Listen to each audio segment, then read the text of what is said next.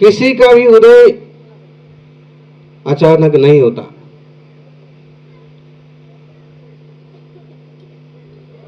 किसी का भी उदय अचानक नहीं होता। सूरज भी धीरे धीरे निकलता है। सूरज भी धीरे धीरे निकलता है और ऊपर उठता है। जिसमें धैर्य और तपस्या होती है वही संसार को प्रकाशित करता है, वही भव के पार जाता है। एक धैर्य और एक तपस्या रखी, 12 साल की मेहनत रंग लाई और आज मुनि संघ डगार जैसे छोटे गांव में। और लोगों की तो क्या बात, हमने भी कल्पना नहीं की थी कि लोग रोज रोज श्रीफल चढ़ाते हैं, निवेदन करते हैं, तो कभी इतने छोटे गांव में पहुंचेंगे भी कि नहीं। लेकिन गांव के सिर्फ जैन श्रावकों की नहीं, पूरे गांव वालों की भावना थी कि ऐसे साधु, ऐसे मुनि गांव में जरूर पधारें। इसलिए मुनि संघ और पूरा संघ है आज 40-45 पिछीधारी तपस्वी जो पांव पांव ही चलते हैं, जो हाथ में ही भोजन करते हैं, जो भयंकर गर्मी में भी केवल एक बार ही भोजन पानी लेते हैं, 24 घंटे में मुंह में एक बार ही पानी डालते हैं, खड़े खड़े ध्यान करते हैं, जंगल में विश्राम करते हैं। ऐसे तपस्वियों का, साधुओं का संघ छोटे से सुंदर नगर में पधारा है। और जब लोग इन्हें समझते हैं तो भक्ति में अपना जीवन भी निछावर कर देते हैं। बहुत दूर की बात नहीं बताएंगे, कल की ही बात है। बामनिया के पास आधा किलोमीटर दूर एक छोटा सा सुंदर डैम है। शेर, चीते, बाघ, पैंतर वहां पानी पीने भी बहुत बार आते हैं और लोग महीनों महीनों भी उस तरफ नहीं जाते हैं। लेकिन हमारा मानस बना और मुनि संघ रात की तपस्या के लिए वहां पहुंच गए। 4 साधु, 10 साधु वहां पर विराजमान थे। 2-4 जैन श्रावक पहुंचे। लेकिन जैसे गांव वालों को पता पड़ा, गांव के लोगों को जैसे मालूम पड़ा, तो साधु तो वहां 4-6 थे और गांव सुथार, दर्जी, राजपूत, सोनी जो थे सबके 2-2, 4-4 लड़के और पूरी पाल पैक हो गई। रात भर हम साधुओं की शरण में रहेंगे, मुनि महाराज की सेवा करेंगे। प्रवचन में नहीं थे क्योंकि प्रवचन मंदिर में हो रहा था और बुलाया नहीं बुलाया, लेकिन वो दिल में श्रद्धा है और भावना है, तो आधी रात को मुनि संघ की सेवा में पहुंच गए। उन्हें पता है कि साधु तो साधु हैं, वो कुछ नहीं करेंगे। अगर कोई जानवर आ गया तो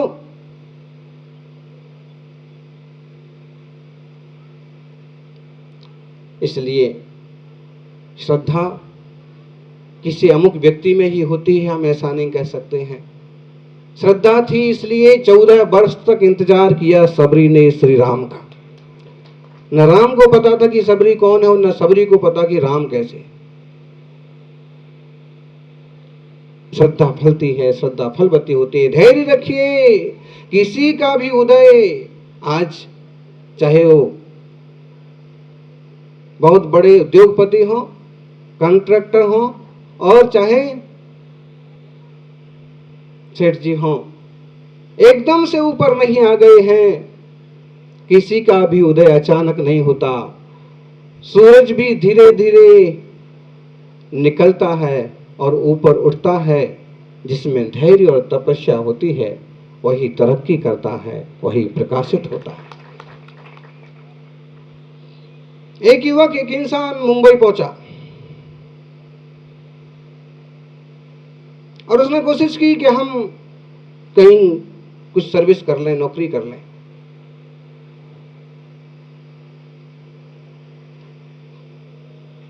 और नौकरी के लिए जाता कि लोग पूछेंगे कुछ ना कुछ। तो एक कंपनी में पहुंचे और कंपनी ने पूछा, आपका फोन नंबर है? उन्होंने कहा कि मेरा कोई फोन नंबर नहीं। इस फोन के जमाने में, मोबाइल के जमाने में तुम्हारे पास कोई फोन नंबर नहीं है, तुम्हें हम काम पर नहीं रख सकते। काम पर रख लिया और कभी संपर्क करना हुआ तो कैसे मालूम करेंगे? उस इंसान के पास कोई फ़ोन नंबर नहीं था, कोई अपना स्थायी पता नहीं था। ऐसा ही होता है पहली पहली बार जब मुंबई जाते हैं तो, दूसरी बार जाते हैं तो। उसने विचार किया कि मुझे तो यूं निकाल दिया गया, ऐसे कंपनी कंपनी और इस काम के लिए फिरने से अच्छा है कुछ अपना सोचूं।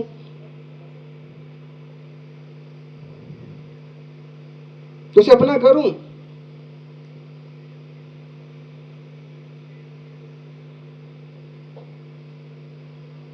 उसने विचार किया, चिंतन किया, छोटी सी दुकान चालू की। किस चीज की दुकान चालू की? Home and furnishing. छोटी सी दुकान चालू की और धीरे धीरे धीरे धीरे दुकान बढ़ती गई, दुकान बढ़ती गई, बड़ी दुकान हो गई, बड़ा गोदाम हो गया। व्यापार इतना बढ़ गया कि उसमें 4-6 आदमी जुड़ गए, बेटे पोते भी लग गए। इतनी तरक्की हो गई कि समाज की पत्रिकाओं में नाम छपने लगा और लोग दान के लिए भी आने लगे कि अमुक जगह के लिए दान की जरूरत है, दान दीजिए। एक जगह एक मंदिर के लोग आए और उन्होंने कहा दान दीजिए। दान भी दिया और मंदिर के लोगों ने कहा कि आपकी नाम लिखेंगे और नेम प्लेट के साथ आपका फोन नंबर भी लिखेंगे, कृपया आपका फोन नंबर दीजिए। उन्होंने कहा कि फोन नंबर ही होता मेरा तो आज मैं इतना ऊपर नहीं होता। मेरे पास मेरा फोन नंबर होता तो आज मैं इतना ऊपर नहीं होता, क्योंकि एक फोन नंबर के मना करने पर ही तो मैंने अपना कोई काम ढूंढा। और अगर मेरे पास फोन नंबर होता तो आज उसी कंपनी में नौकरी कर रहा होता। वह इंसान वहां नहीं रुका, उसने साधु संघों की सेवा की।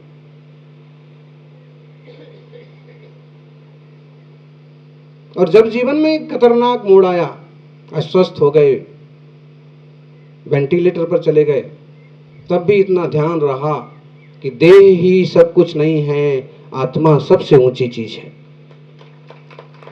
इसलिए मुझे शरीर की फिक्र छोड़ करके आत्मा की फिक्र करना चाहिए, आत्मशुद्धि का पुरुषार्थ करना चाहिए और मुझे आचार्य संघ में, मुनि संघ में लेके जाया जाए। कहां जाएंगे? सुनील सागर जी के संघ में जाएंगे। और गांधीनगर पहुंचे।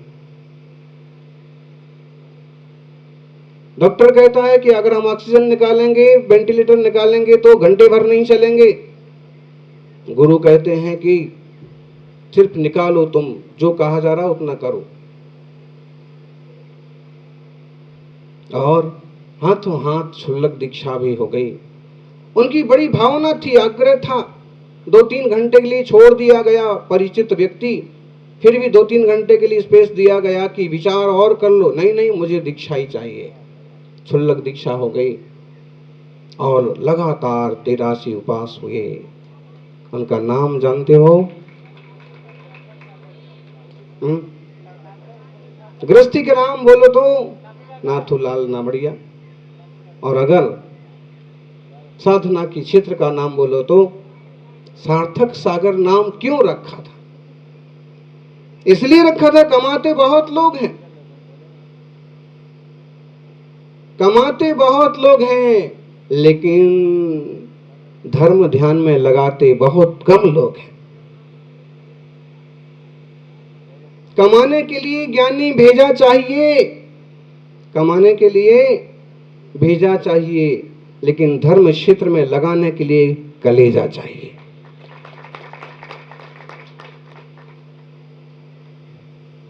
ज्ञानचंद मिंडा के बाद एक दूसरे साधक हुए कि मुनि संघ की सेवा करने के बाद खुद उसी रास्ते चले और 83 दिन की लंबी तपस्या।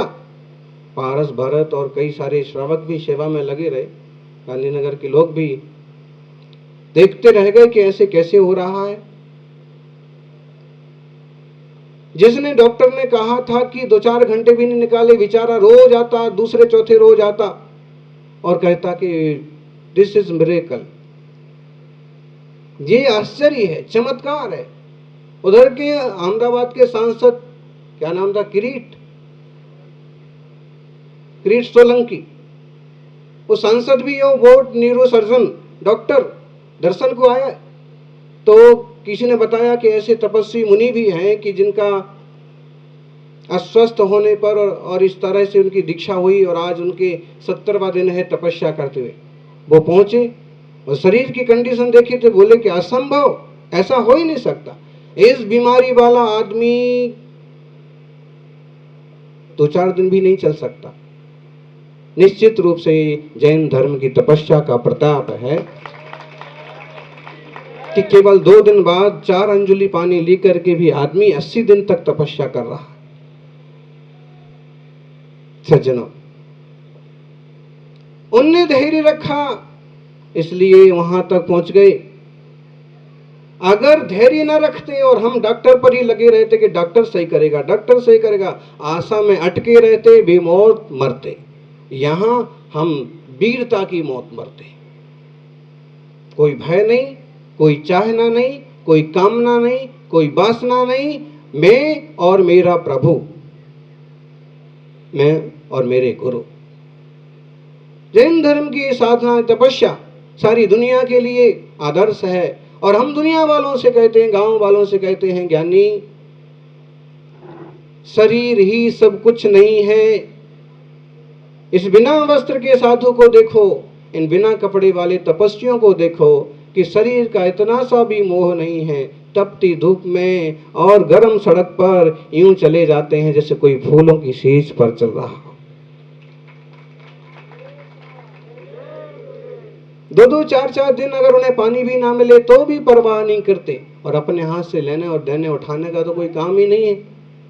निश्चित रूप से ऐसे तपस्वी साधक सारे समाज के लिए पूजनीय है। और हमारा संदेश सिर्फ इतना सा होता है, अहिंसा, सदाचार, शाकाहार, आपस में मैत्री भाव, भाईचारा। आपस में मनमुटाव किस लिए करते हैं, बोलिए? दूरियां किस लिए बढ़ाते हैं, जड़ जोरों और जमीन के पीछे, जबकि एक कण भी किसी के साथ जाना नहीं है। बोलो, दुनिया में कौन सा इंसान है जो अपने साथ सिंहासन लेके गया हो? कौन है जो जमीन लेके गया? कौन है जो सोना लेके गया हो? है कोई? कोई नहीं। इतने बड़े डगार गांव में है कोई? लेके कुछ नहीं जाएंगे, लेकिन उसके पीछे जिंदगी जरूर बर्बाद कर जाएंगे। होता है ना, मर जाऊंगा लेकिन उससे बात नहीं करूंगा। क्यों नहीं करोगे साहब उससे बात? क्योंकि उसने मेरे साथ ऐसा किया था, उसने मेरे पिता के साथ ऐसा किया था, उसने मेरे दादा के साथ ऐसा किया था। अरे भाई, दादा दादा थे, पिता पिता थे, तुम क्यों बैर बांधते हो? और एक बात, वो समय बदल गया, सांप निकल गया, तुम लकीर पीट रहे हो। बोलो, सांप निकल गया और उसके निकलने की लकीर को पीटने से क्या फायदा? समय निकल गया, पर्याय बीत गई, फिर भी वो बोझा लेकर के घूमोगे ज्ञानी बुद्धिमान, क्या फायदा है? हम तो भाई इतना सा भी वजन नहीं रखते। हमें अगर कोई गालियां देवे तो भी हम लाद के नहीं चलते, ना हम उसके बारे में सोचते बैठते हैं। और कोई इतना बैंड लेकर के और पूरा गांव इकट्ठा होकर सम्मान करे तो हम उसका कोई मौज भी नहीं करते। हाँ, बहुत मजा आ गया यार। हम मजे में नहीं, हम तो अपने आनंद में रहते हैं। ये जरूर है, आपने अगर ऐसे तपस्वियों की अगवानी की है, ध्यान रखना, दूल्हे की और बारात की अगवानी करने वाले तो घर घर में मिल जाएंगे, लेकिन तपस्वी संतों की अगवानी करने वाला कोई जिंदा समाज होता है, कोई धर्मात्मा समाज होता है। क्या हो? घोड़े पर बैठ के आने वाले को तो सभी बुला लेंगे, लेकिन नंगे पांव नंगे बदन आने वाले को बुलाने वाला कोई भाग्यशाली होगा। अच्छे कपड़े हार मुकुट लगा करके आने वाले को बहुत पहचान जाएंगे कि नेताजी आ रहे हैं, सफेद झब्बा है,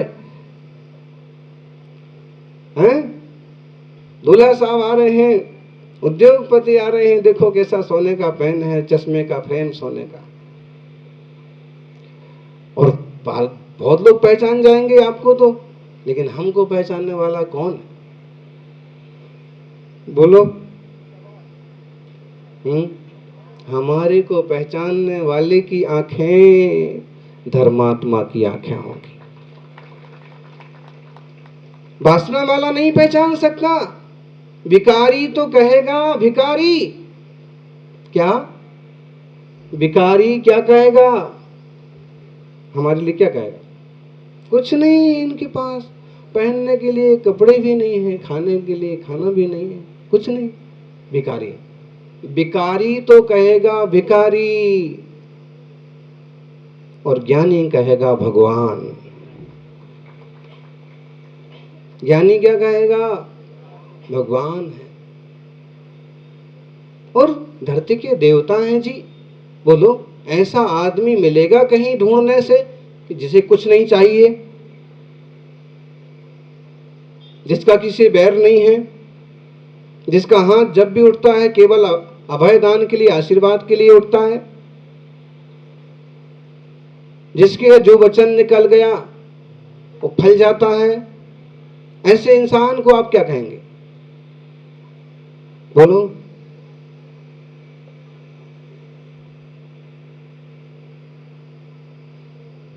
भगवान कहेंगे, ज्ञानवान, आत्मतुष्ट, परिपुष्ट, प्रभु आत्मा।